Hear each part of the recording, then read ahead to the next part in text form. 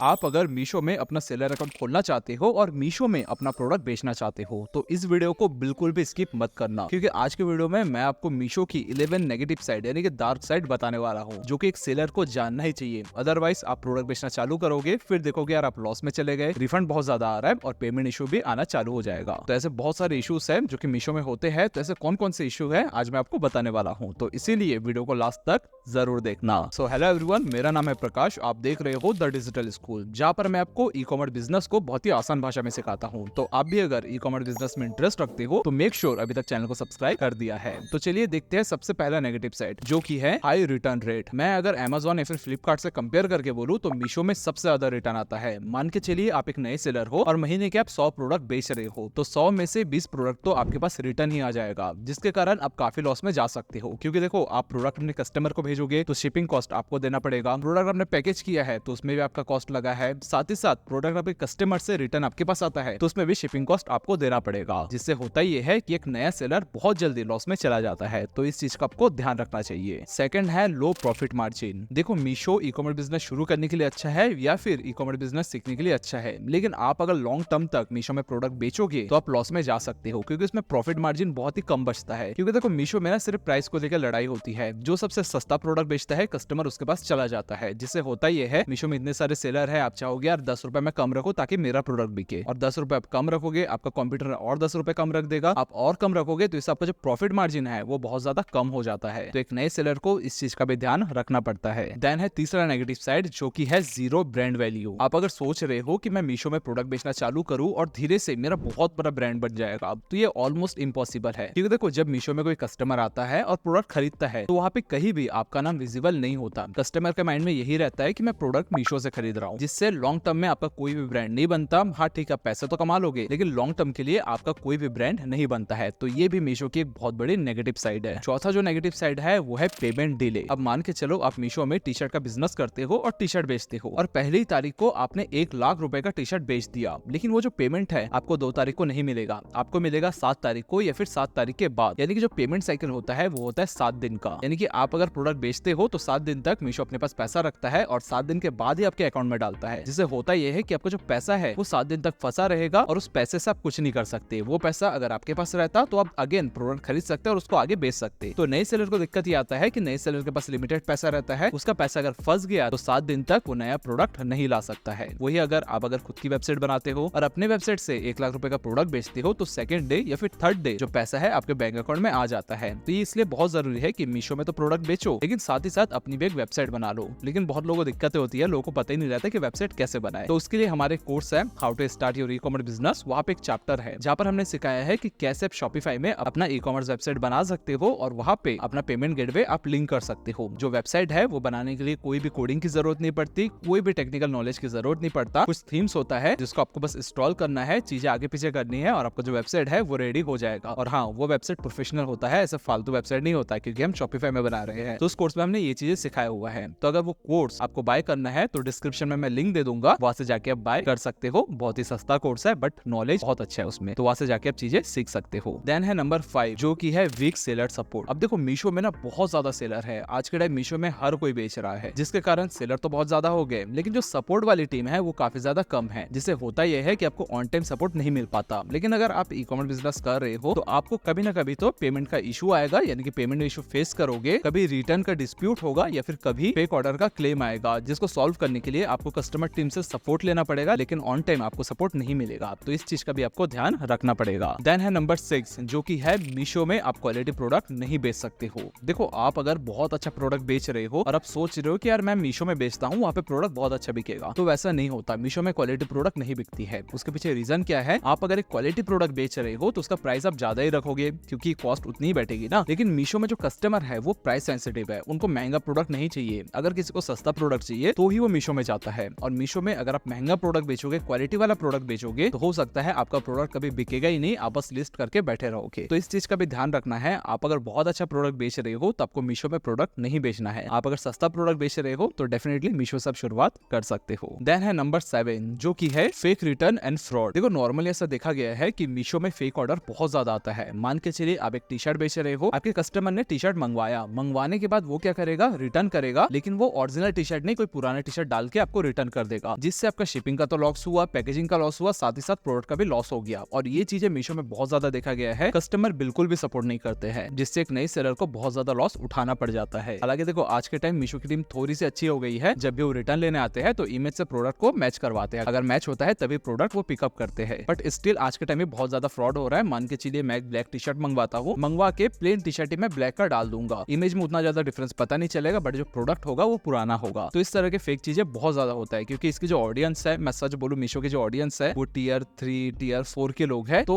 थोड़ा सा ऐसा वो करते हैं, पुरानी चीजें डाल के नई चीजें ले लेते हैं। तो ये चीजें भी मीशो में अक्सर देखा गया है। देन है नंबर 8 जो कि है हेवी प्राइस वॉर। देखो मीशो को पता है कि उसके कस्टमर को हमेशा सस्ता प्रोडक्ट चाहिए, तो वो क्या करते हैं, अपना एल्गोरिदम यूज करते हैं। जो भी सेलर सस्ते में प्रोडक्ट बेचते हैं उनका प्रोडक्ट वो टॉप में रखते हैं, या फिर वही प्रोडक्ट कस्टमर को शो करवाते हैं, जिससे होता ये है कि एक नए सेलर को अपना प्रोडक्ट भी सस्ते में बेचना पड़ता है, क्योंकि वो अगर महंगा रहेगा तो मीशो का एल्गोरिदम आपके ऊपर काम नहीं करेगा, आपका प्रोडक्ट किसी को शो ही नहीं करेगा। अगर आप चाहते हो कि आपका प्रोडक्ट कस्टमर को शो हो तो उसके लिए आपको प्राइस कम रखना पड़ेगा, जिससे अगेन प्रॉफिट मार्जिन कम हो जाता है। तो यहाँ पे बहुत ज्यादा प्राइस वॉर है, जिससे आप नहीं बच सकते हो, आपको प्राइस कम ही करना पड़ेगा और आपको प्रॉफिट मार्जिन कम हो जाएगा। तो इस चीज का भी आपको ध्यान रखना है। देन है नेगेटिव साइड नंबर 9 जो कि है हाई कंपटीशन। आज के टाइम मीशो में बहुत ज्यादा कंपटीशन है, क्योंकि मीशो में सेलर अकाउंट खोलना बहुत ज्यादा आसान है, बहुत ही जल्दी मीशो में सेलर अकाउंट खुल जाता है, जिसके कारण नए सेलर, पुराने सेलर, सारे सेलर मीशो में अपने अकाउंट खोलते हैं और वहाँ पे अपना प्रोडक्ट बेचते हैं, जिसके कारण सेम प्रोडक्ट के बहुत ज्यादा कॉम्पिटिटर हो जाते हैं, लेकिन जो कस्टमर है वो लिमिटेड ही रहते हैं, जिससे आपके प्रोडक्ट की जो बिकने की संभावना रहती है वो बहुत ज्यादा कम हो जाता है। तो ये भी मीशो की एक बहुत बड़ी नेगेटिव साइड है। मान के चलो अमेज़न में किसी एक प्रोडक्ट के लिए 100 सेलर है, तो यहाँ पर आपको सेम प्रोडक्ट के लिए 500 सेलर मिल जाएगा। तो ये भी एक मीशो की बहुत बड़ी नेगेटिव साइड है। देन है पॉइंट नंबर 10 जो कि है लॉन्ग टर्म बिजनेस के लिए रिस्की। आप अगर मीशो में अपना बिजनेस शुरू कर रहे हो और सोच रहे हो कि मैं लॉन्ग टर्म पर यहाँ पर बिजनेस करूंगा, तो ये आपके लिए रिस्की हो सकता है। शॉर्ट टर्म के लिए मीशो बहुत अच्छा है, लेकिन लॉन्ग टर्म में आप यहाँ पर बिजनेस नहीं कर सकते हो, क्योंकि इसके जो रूल्स है बहुत जल्दी बदलते हैं, बहुत जल्दी चेंजेस होते हैं। अगर एक रूल चेंज हो गया, किसी प्रोडक्ट में कमीशन बढ़ गया, तो उससे आपका पूरा बिजनेस बदल सकता है, पूरे बिजनेस का जो प्रॉफिट मार्जिन है वो चेंज हो सकता है। तो एक मीशो सेलर को इस चीज का भी ध्यान रखना चाहिए कि लॉन्ग टर्म के लिए मीशो पे डिपेंड नहीं होना चाहिए, अपनी खुद की एक वेबसाइट रेडी कर लेनी चाहिए। देन है नंबर 11 जो कि है बिना जीएसटी वाला रिस्क। अब देखो मीशो में अगर आपको सेलर अकाउंट खोलना है तो आप बिना जीएसटी के भी सेलर अकाउंट खोल सकते हो, लेकिन इसमें भी एक रिस्क है, और वो ये है कि बिना जीएसटी का अकाउंट तो खोल लोगे, लेकिन उसके बाद जब आप जीएसटी ऐड करना चाहोगे तो ऐड नहीं होगा, आपको अगेन एक नया अकाउंट खोलना पड़ेगा। यानी कि मान के चलिए बिना जीएसटी का आपने एक अकाउंट बनाया, वहां पर प्रोडक्ट लिस्ट किया और आपका प्रोडक्ट बहुत अच्छा बिक रहा है, बहुत ज्यादा रिव्यू आ चुका है, अब आपके पास जब जीएसटी आ जाएगा तो आप जीएसटी उसमें ऐड नहीं कर सकते हो। तो ये भी एक बहुत बड़ा रिस्क हो जाता है। लेकिन अगेन आपके पास अगर जीएसटी नहीं है फिर भी आप सेलर अकाउंट खोलना चाहते हो तो कैसे खोल सकते हैं, ये बाजू वाले वीडियो से आप सीख सकते हो, यहाँ पर हमने सारी चीजें बताया हुआ है।